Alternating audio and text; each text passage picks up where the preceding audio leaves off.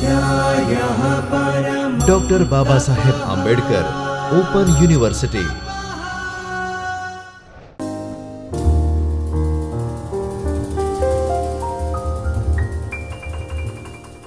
सर्वेभ्यो नमो नमः।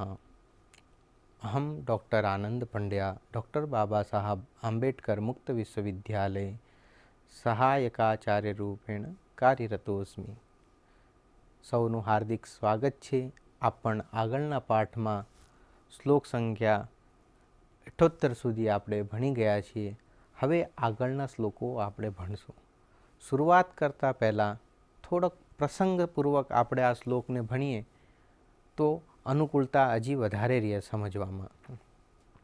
પ્રસંગ એવો હતો કે રાજા દિલીપ જ્યારે સ્વર્ગલોકમાં ઇન્દ્રની સેવા કરીને ધરતી ઉપર જ્યારે આવી રહ્યા હતા, પૃથ્વીપતિ રાજા દિલીપ જ્યારે ધરતી ઉપર આવી રહ્યા હતા ત્યારે માર્ગમાં કલ્પવૃક્ષની છત્રછાયામાં કામધેનુ ગાય બેસેલી હતી અને ઋતુમતી હોવાથી રાજા દિલીપની પત્ની સુદક્ષિણા ઋતુમતી રજસ્વલા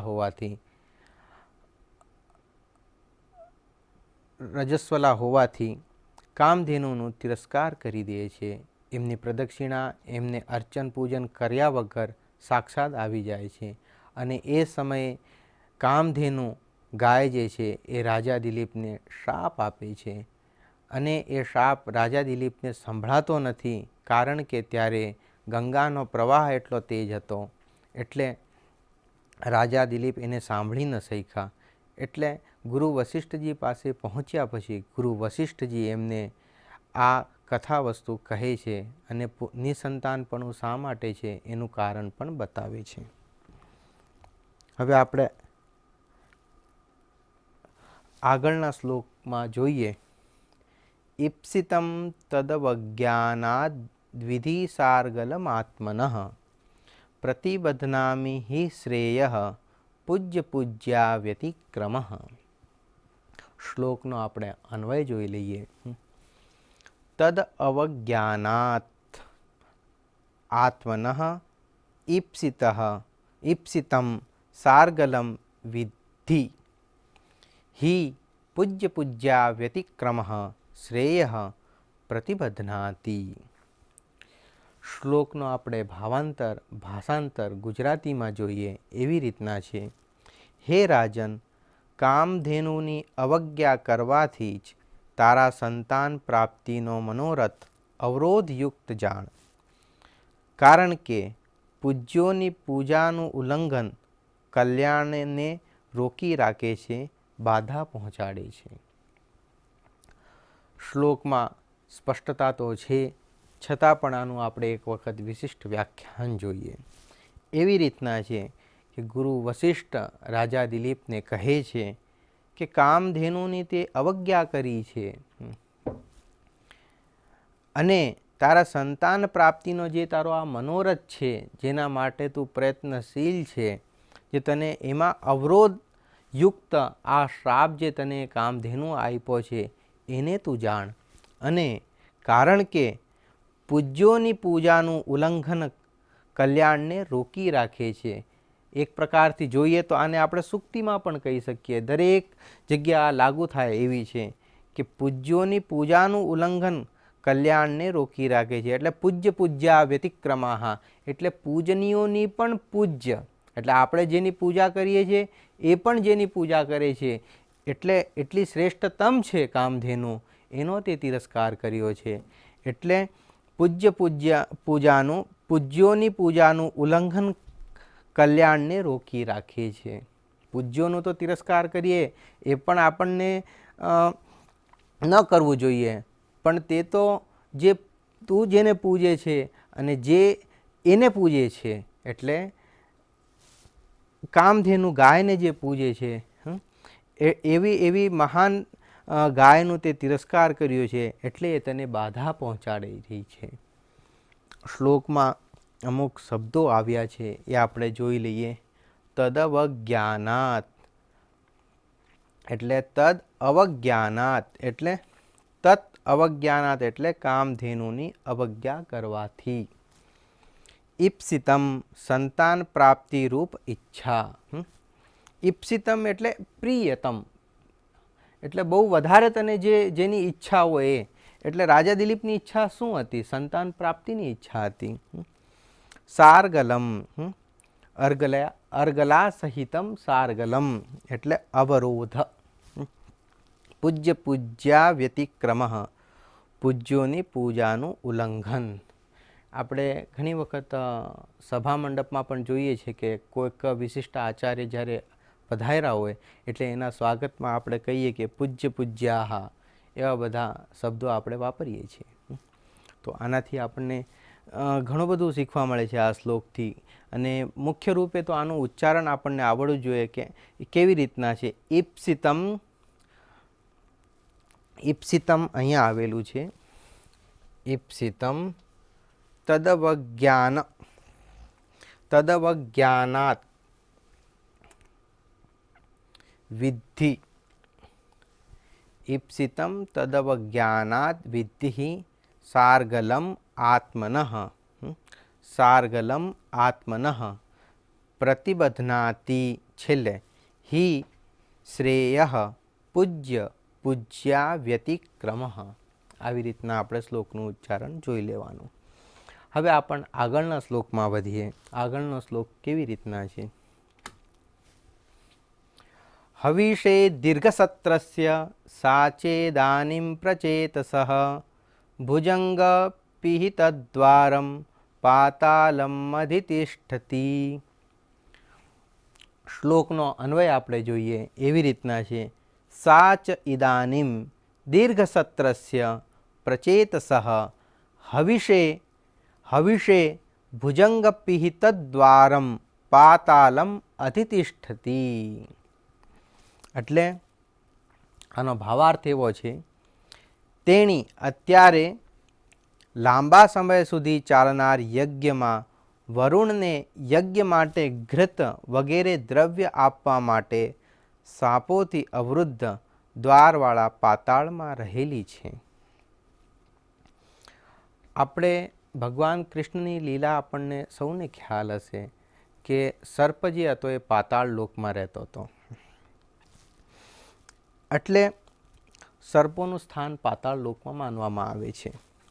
એટલે વરુણ દેવ જે હતા એમનું યજ્ઞ ચાલી રહ્યું હતું અને લાંબા સમય સુધી ચાલનાર યજ્ઞમાં, એટલે યજ્ઞ જ્યારે શરૂ હોય ત્યારે યજ્ઞમાં હવન સામગ્રીઓ જોઈએ, દૂધ જોઈએ, ઘી જોઈએ અને એવી ઘણી બધી હવન સામગ્રીઓ જે હોય છે, ઘી, દૂધ, દહીં ઇત્યાદિ જે પણ છે એ તો આપણને ગાયથી જ પ્રાપ્ત થઈ શકે. અને યજ્ઞોમાં અને દેવ પૂજામાં ગાયના દૂધનું અત્યંત મહત્ત્વ બતાવવામાં આવ્યું છે. દૂધ એટલે ગાયનું જ દૂધ. એટલા માટે યજ્ઞની પૂર્તિ માટે થઈને કામધેનુ જે ગાય છે એ અત્યારે પાતાળ લોકમાં ગયેલી છે. અને શા માટે ગયેલી છે? કે હવનના દ્રવ્ય આપવા માટે. ને એ કેવું છે? પાતાળ લોકમાં કેવી જગ્યા છે? તે સાપોથી અવરુદ્ધ દ્વારવાળા, એટલે અવરુદ્ધ એટલે રોકેલા, રોકેલા દ્વારવાળા પાતાળ લોકમાં ગયેલી છે. એટલે પ્રસંગમાં એવું છે કે રાજા દિલીપ આકાંક્ષા કરે છે કે અત્યારે કામધેનુ ગાય ક્યાં છે, અમે કદાચ એમની પાસે પહોંચીએ અને ક્ષમા યાચના કરીએ અને અમારો શ્રાપ જે છે એનાથી અમને શ્રાપથી મુક્ત કરી દે. પણ ગુરુ વશિષ્ઠજી એમને કહે છે કે અત્યારે તો કામધેનુ ગાય જે છે એ તો પાતાળ લોકમાં છે. પ્રસંગમાં આપણે એવું પણ જોઈ શકીએ કે અહીંયા તો રાજા દિલીપે આવો પ્રશ્ન કર્યો જ નથી, છતાં પણ ગુરુ વશિષ્ઠ જવાબ રૂપે આપી દે છે. ને આપણે અત્યારે પહેલાં ચર્ચા પણ થઈ ગઈ કે ગુરુ વશિષ્ઠ જે હતા એ તો અંતર્યામી હતા. જો કોઈકના મનમાં પણ એક પ્રશ્ન ઊભો થતો હોય તો સ્વતઃ એનો જવાબ આપી દે છે. અને કદાચ એવું થઈ શકે કે રાજા દિલીપના મનમાં એવો પ્રશ્ન આવ્યો હશે કે અમે કામધેનુ ગાય પાસે જઈને ક્ષમા યાચના કરીએ, પણ એના પૂછતા પહેલાં જ ગુરુ વશિષ્ઠજીએ જવાબ આપી દીધો કે તે અત્યારે લાંબા સમય સુધી ચાલનાર વરુણ દેવના યજ્ઞમાં આહુતિ માટે થઈને, હવન સામગ્રી માટે થઈને, હવનીય દ્રવ્ય માટે થઈને પાતાળ લોકમાં છે. અને એ કેવા પાતાળ લોકમાં છે જે સર્પોથી જેના દ્વારો બાંધવામાં આવ્યા છે, અવરુદ્ધ છે, રોકાયેલા છે, સર્પો દ્વારા એ રોકાયેલા છે, એવા પાતાળ લોકમાં અત્યારે કામધેનુ ગાય છે. અર્થાત એનો અર્થ આપણે એક એવો પણ લઈ લઈએ, અર્થાંતર એવો પણ લઈ શકીએ કે અત્યારે કામધેનુ પાસે જવાય એમ નથી. બે નિમિત્ત કારણ છે કે એક તો સાપોથી અવરુદ્ધ દ્વારવાળા, પણ રાજા દિલીપ એટલા શક્તિશાળી છે કે એ સાપોને પણ સાપો દ્વારા એમનું દ્વાર રોકી શકાય એવું નથી, પણ એ યજ્ઞમાં વ્યસ્ત છે, એટલા માટે ત્યાં જવા જેવું નથી અત્યારે.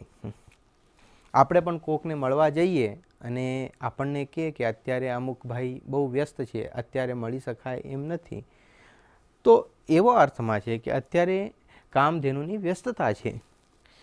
અને શ્લોકમાં અમુક પદ એવા આવેલા છે જેને આપણે જોઈએ. પ્રચેત સહ એટલે વરુણને, હવિષે એટલે યજ્ઞ માટે, ઘી, દૂધ, દહીં ઇત્યાદિ જે પણ હોય. સુપ્તમીનઃ એટલે સૂતેલા માછલાઓવાળા. આ શ્લોકનો નથી. ભુજંગ પિહિત દ્વારમ માટે સાપોથી અવરુદ્ધ દ્વારવાળા, એટલે ભુજંગેન પિહિતમ યદ દ્વારમ એટલે ભુજંગ પિહિત દ્વારમ એવો અર્થ લઈ લેવાનો આપણે. એટલે હવિષે દીર્ઘસત્રસ્ય સા ચેદાનીમ પ્રચેતસઃ ભુજંગ પિહિતદ્વારમ પાતાલમ અધિતિષ્ઠતિ, પાતાલમ અભિતિષ્ઠતિ, અધિતિષ્ઠતિ એવું આપણે. હવે આપણે આગળનો શ્લોક જોઈએ.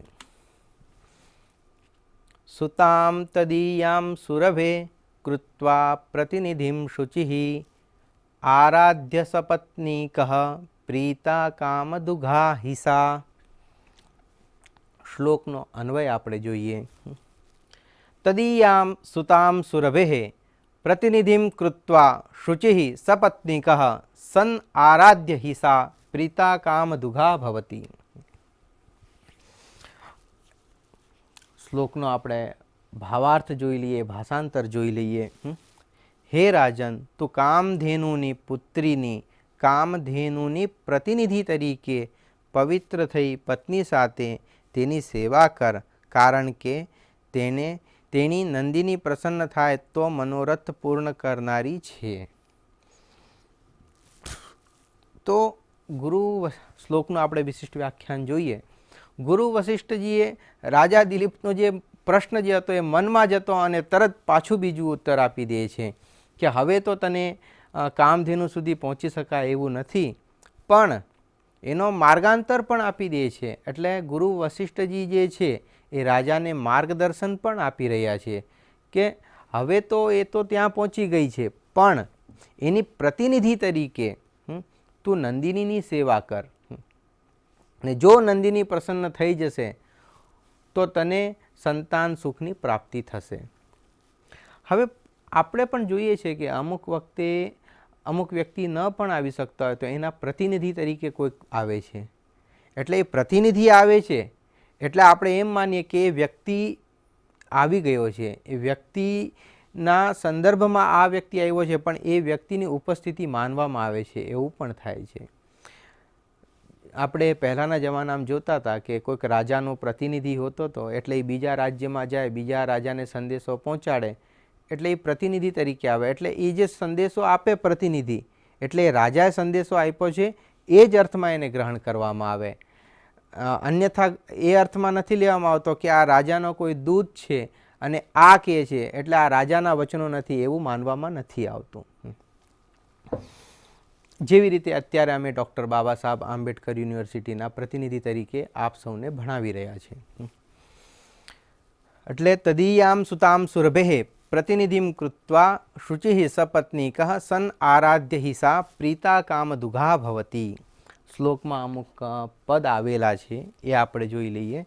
સપત્નીકઃ પત્ન્યા સહિત સપત્નીકઃ એટલે પત્ની સાથે. એટલે તું નંદિનીની સેવા કર. એટલે રાજા દિલીપને કહે છે કે તું સેવા કર, પણ કેવી રીતના? તારા પત્નીના સાથે મળીને. તું એકલો નહીં અને સુદક્ષિણા પણ એકલી નહીં, તમારા બંનેને સાથે મળીને નંદિનીની સેવા કરવી છે. આરાધ્ય એટલે સેવા કર. આપણે કહીએ છીએ લોકમાં આરાધના કર, કે એવા બધા શબ્દો વપરાય છે અને બધા શબ્દોની નિષ્પત્તિ સંસ્કૃતથી જ છે. ખરેખર જોઈએ તો આરાધ્ય એટલે સેવા કર. કામ દુઘા એટલે મનોરથને પૂર્ણ કરનારી. તારું જે મનોરથ છે, પુત્ર પ્રાપ્તિનું જે તારું મનોરથ છે, એને પૂર્ણ કરનારી જે છે એ નંદિની જ છે. અને કામધેનુના પ્રતિનિધિના રૂપમાં તું નંદિનીની સેવા કર.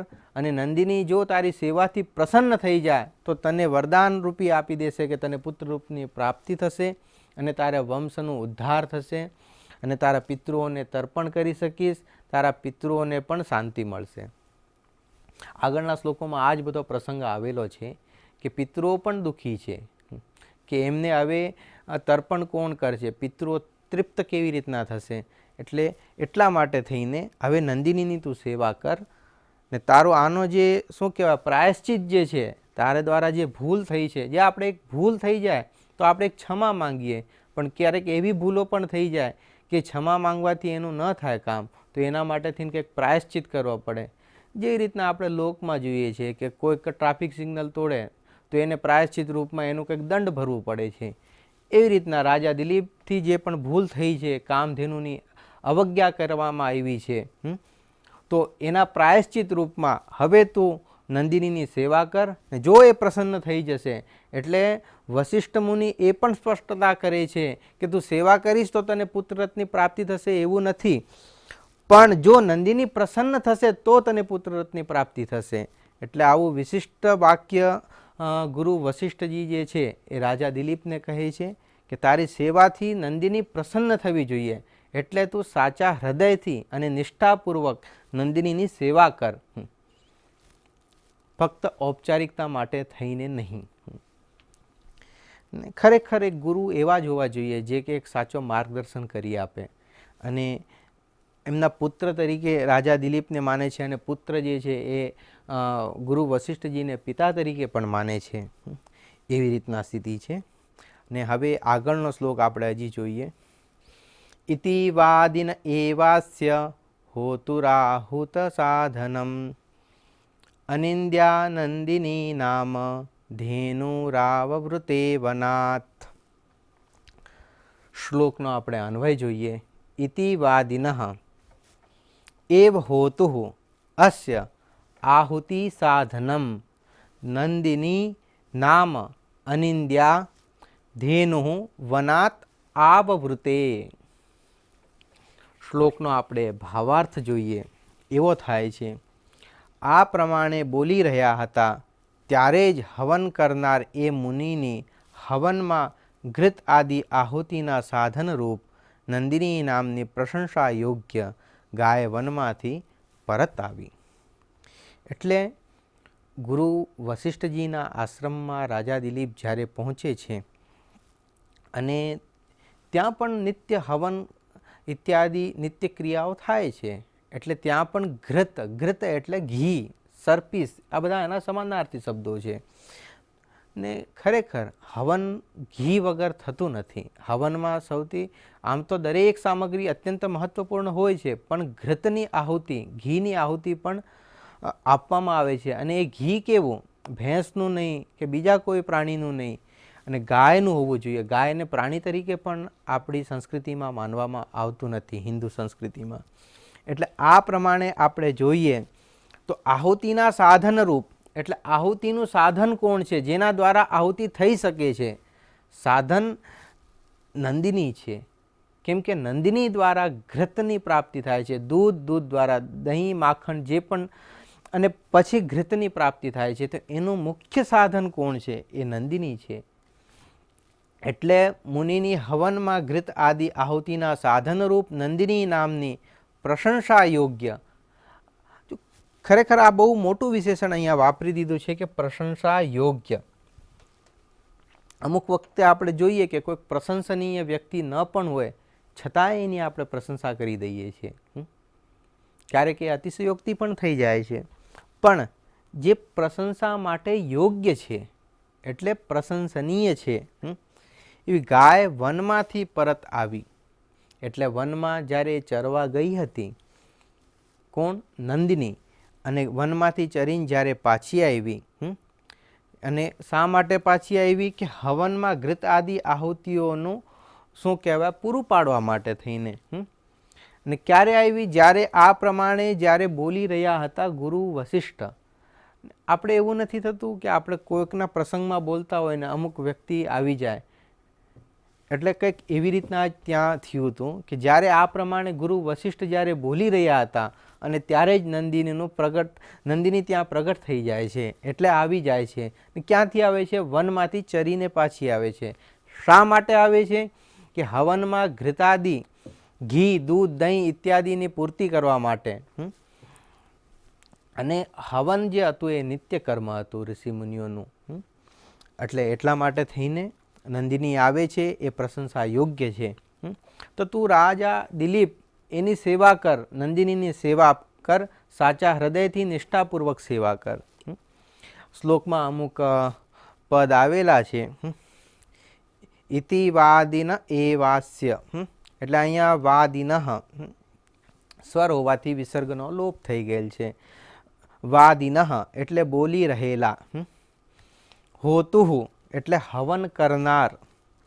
અનિંદ્યા એટલે અનિંદ્યા એટલે નિંદાર્થ આપણે જોઈએ છે લોકમાં કોકની નિંદા કરવી, એટલે અનિંદા એટલે કે જે નિંદા કરવા યોગ્ય નથી, એટલે પ્રશંસા કરવા યોગ્યમાં છે, એવો અર્થ એનો લેવાનો છે. એટલે અનિંદ્યા એટલે પ્રશંસનીય. ધેનુહુ એટલે ગાય. ધેનુ શબ્દ અહીંયા આવ્યો છે. ધેનુહુ. ધેનુહુ એટલે આવૃત્તિ, એટલે અચ પરમાં હોવાથી, એટલે સ્વરવર્ણ પરમાં હોવાથી વિસર્ગનો ર થઈ ગયો છે. એના માટેથી એક સારો શ્લોક છે કે અચમ દૃષ્ટવા અધો યાતિ હશશ્ચો પરિગચ્છતિ અવસાને વિસર્ગ સ્યાત રેફસ્ય ત્રિવિધા ગતિ. રેફ એટલે રકાર, એની 3 પ્રકારની ગતિ હોય છે. એ આપણે વ્યાકરણની કક્ષામાં આગળ જ્યારે આવશે ત્યારે આપણે એને ભણશું. ઇતિવાદિન એવાસ્ય હોતુહુ, અહીંયા પણ એવી રીતના છે, જે રીતના ધેનુ રાવ એટલે અહીંયા હોતુ રાહુ. તો હોતુહુ આહુત સાધનમ. અનિંદ્યા નંદિની નામ ધેનુ આવવૃતે વનાત.